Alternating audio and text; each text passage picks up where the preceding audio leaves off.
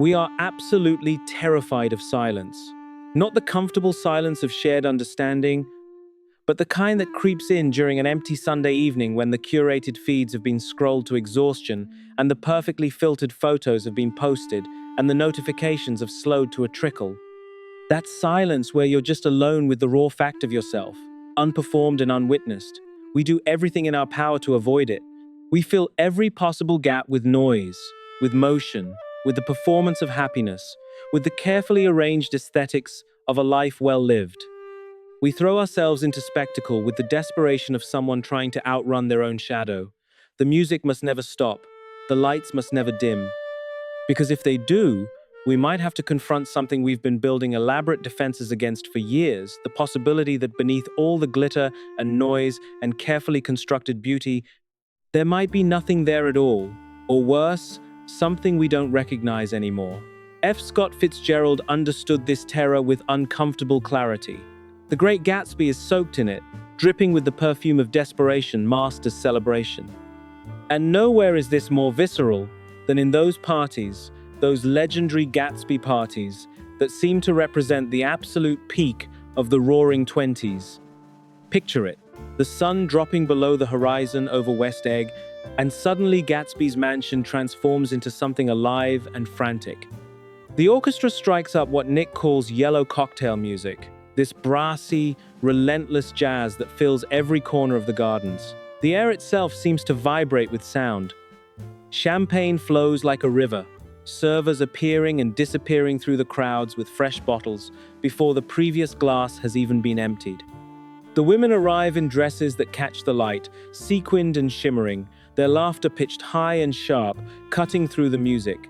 And that laughter, Nick notices this, it's not joyful. It's hysterical.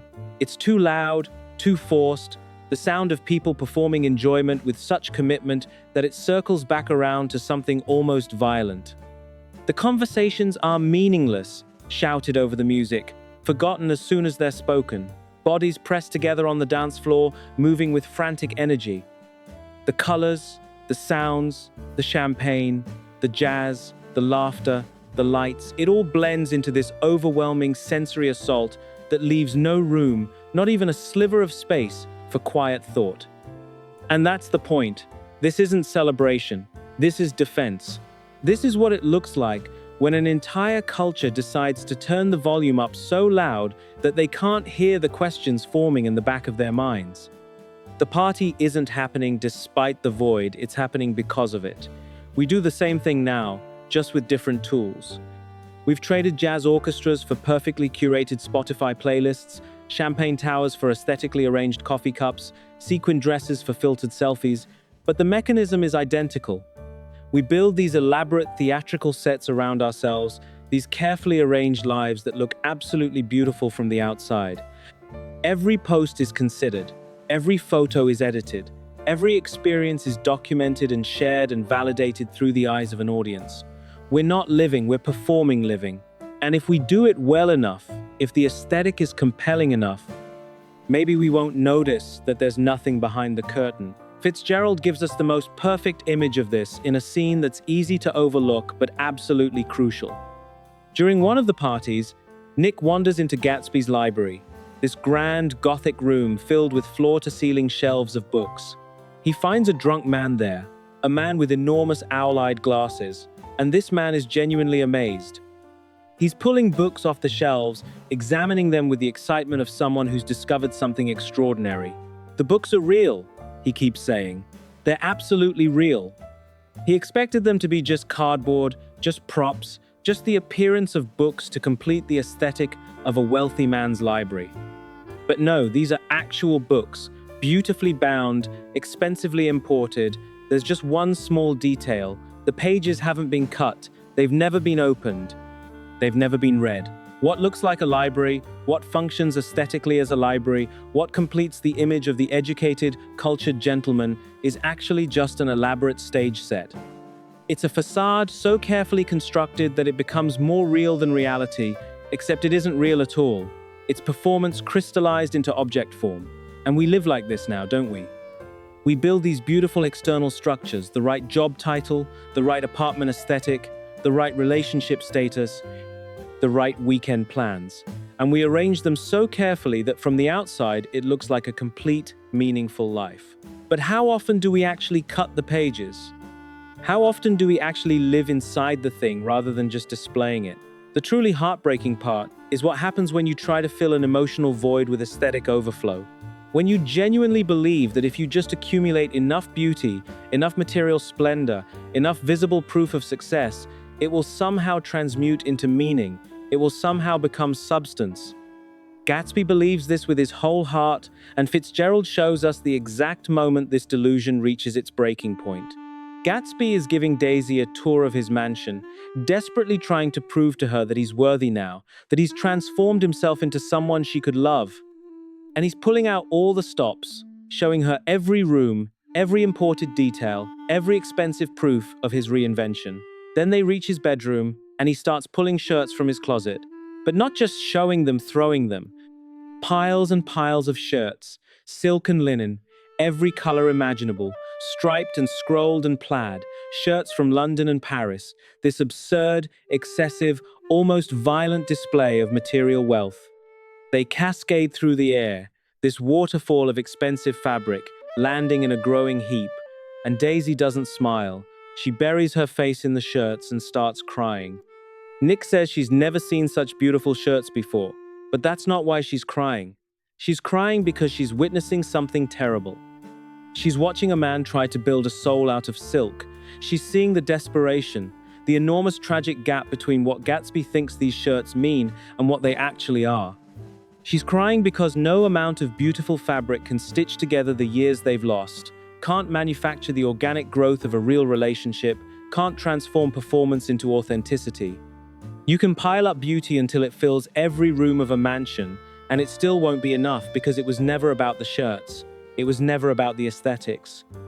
And when we do this in our own lives, when we think that the right purchase, the right aesthetic upgrade, the right external validation will finally make us feel whole, we're doing the same thing. We're sobbing into expensive shirts, overwhelmed by the beauty and crushed by its ultimate meaninglessness.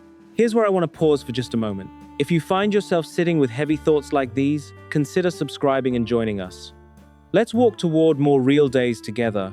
Because the truth is, you can't maintain the performance indefinitely. The jazz age aesthetic, the relentless sparkle, the commitment to spectacle, it creates consequences.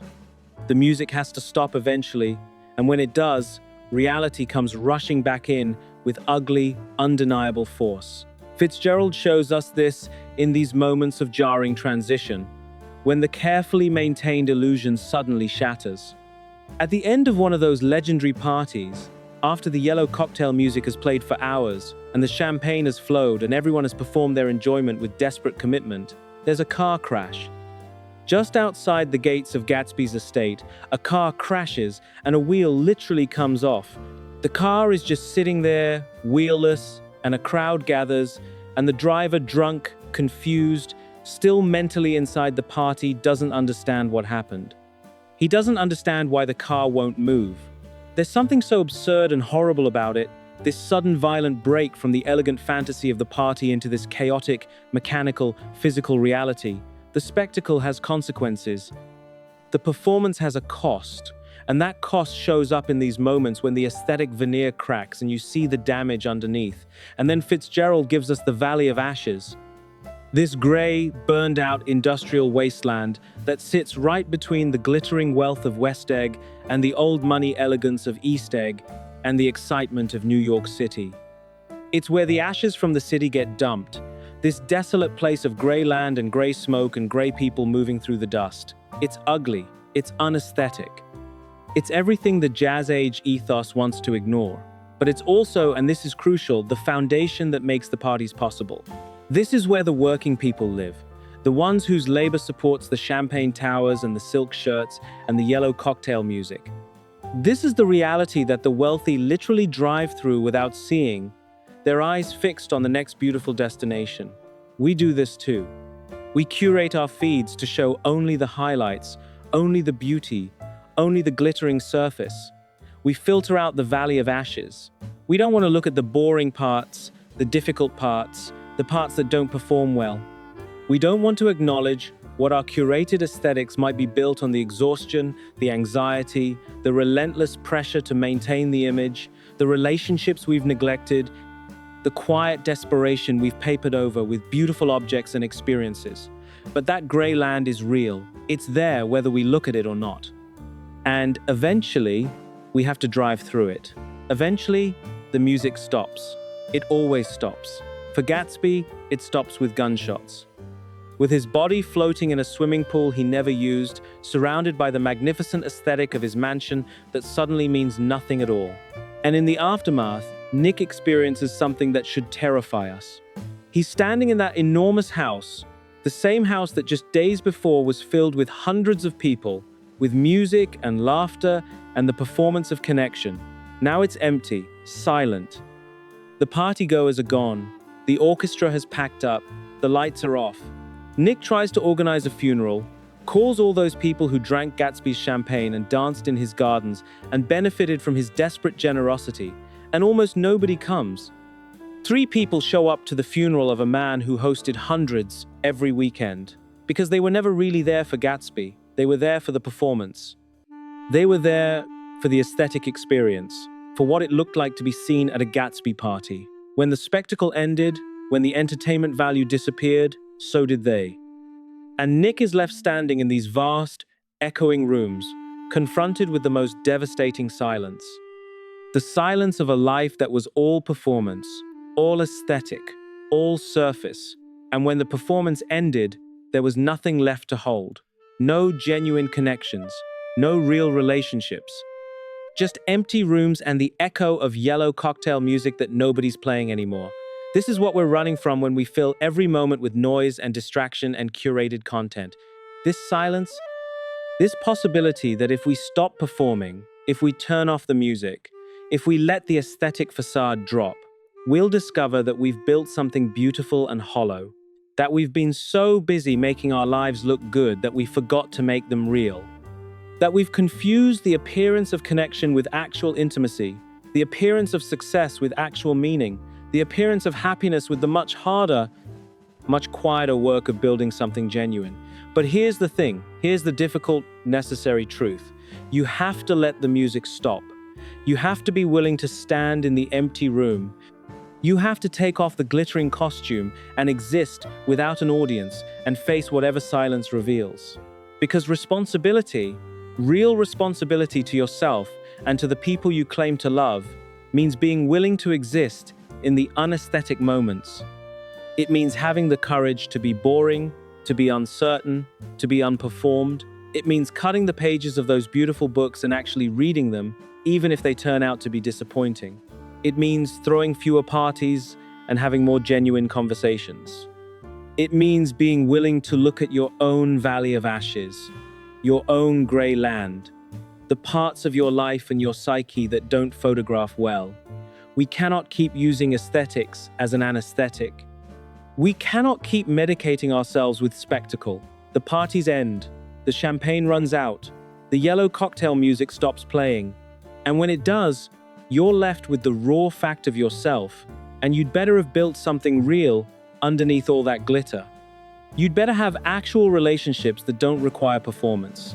You'd better have genuine interests that don't need validation. You'd better have the capacity to sit in a quiet room with your own thoughts without reaching for a distraction. The Great Gatsby ends with Nick leaving, going back to the Midwest, exhausted by the whole glittering, hollow spectacle of it. He's done with the performance. He's done with the people who live only in the lit-up moments and disappear when things get dark. And maybe that's the move we need to make too. Not geographically, but spiritually. To step back from the relentless pressure to perform, to curate, to make our lives into content. To dare to be unseen. To dare to be quiet.